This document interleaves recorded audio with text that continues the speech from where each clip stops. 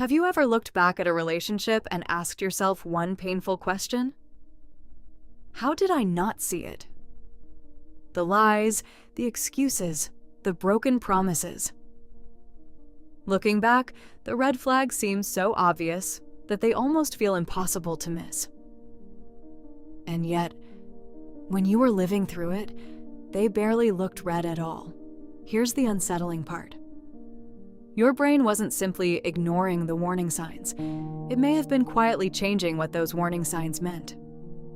Psychologists have known for decades that human beings don't experience reality like cameras. We don't record life exactly as it happens. Instead, the brain constantly interprets, edits, and fills in missing pieces to create a story that feels coherent. Love changes that story more than almost anything else. One of the most famous demonstrations comes from psychologist Leon Festinger. In the 1950s, he proposed a theory called cognitive dissonance. It describes what happens when two beliefs collide inside your mind. Imagine believing, "This person truly loves me." Then imagine watching them repeatedly hurt you. Those two ideas can't comfortably exist together. Something has to change. And surprisingly, it's often your interpretation of reality.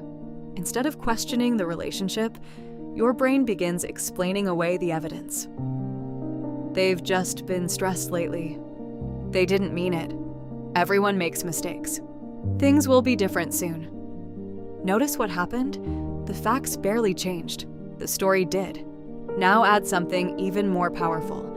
Psychologist Sandra Murray found that healthy relationships often involve seeing a partner slightly more positively than strict objectivity would justify. This gentle idealization can strengthen trust and closeness, but it has a limit. Once the gap between who someone is and who you believe they will become keeps growing instead of shrinking, your brain can start protecting the relationship instead of protecting you. Here's why that's so dangerous. Every small act of kindness suddenly feels like proof they've changed. Every broken promise feels like an exception. Your mind starts collecting evidence, but not equally. It gives extra weight to moments that support hope, while quietly pushing contradictory evidence into the background. Psychologists call this confirmation bias. You notice what confirms your beliefs. You overlook what threatens them. Without realizing it, you stop evaluating the relationship. You start defending it. And then something strange happens. The longer you've invested, the harder it becomes to leave. Not necessarily because the relationship improves, but because walking away would force you to admit something painful. That all the time, all the hope, all the emotional energy might not become the future you imagined. Behavioral economists call this the sunk cost fallacy. Our brains struggle to abandon investments we've already made, even when continuing costs us even more. Read that again. Sometimes you're not staying because you still believe in them. You're staying because your brain doesn't want to believe it was wrong. So, how do you know whether you're seeing a real future or protecting an illusion? Ask yourself one question. If someone else described this relationship to you, exactly as it is, would you tell them to stay?